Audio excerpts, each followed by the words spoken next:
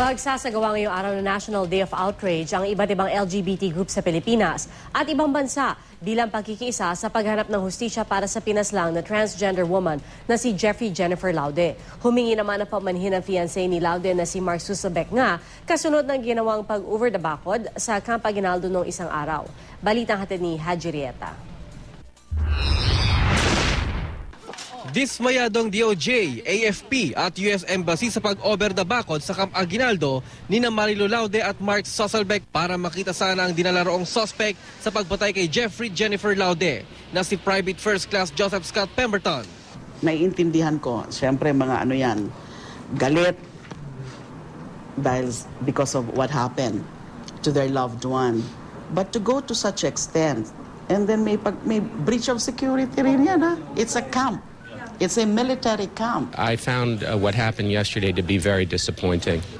Kaya ang AFP ay nireklamo na si Susabek sa German Embassy. Ito ay malinaw na paglabag sa Presidential Decree 1227 that punishes violations to the rule, that is anyone who will enter a military base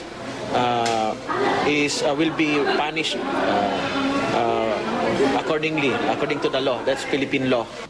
Si Susabek nagpakumbabak. I can only repeat my apologizes for that, and from my point of view, regarding all the backgrounds, regarding all the circumstances, regarding that also have been a very long day for every one of us at that point.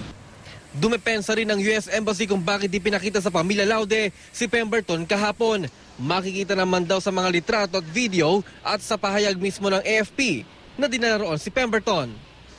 It shows the extent to which we're being sensitive to the needs of the Philippine side, the Philippine public, but at the same time we want to protect the rights of a suspect and we want to make sure that the rule of law is preserved. Ibinaubaya rin ni Goldberg sa mga Pilipinong abogado ni Pemberton ang pasya kung padadaluhin ang US Marine sa preliminary investigation sa Lunes. Tuloy naman ang laban para sa kampo ni Laude. Sa mosyong inihain sa Olongapo City Prosecutor's Office, hiniling nilang magpa-DNA test si Pemberton para ikumpara mga naunang DNA sample mula kay Laude. Hindi naman daw nito nilalabag ang karapatan ni Pemberton against self-incrimination.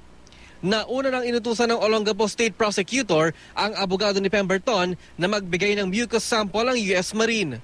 We already have all the specimens na nakuha doon sa may place of incident, no? Doon sa Delton Hotel.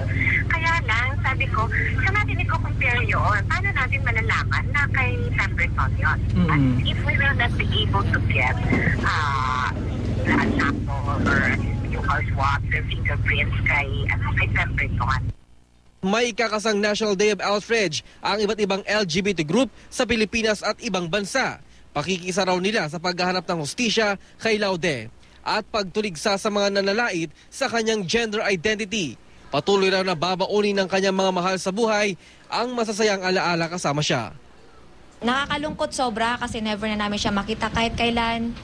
Tapos nakakasakit ng damdamin kasi sa ganung paraan nawala siya bigla. You know, we're still talking a lot, and I think that will continue. And I'm very sure that we will be able to discuss everything one day. Haji Rieta, GMA News.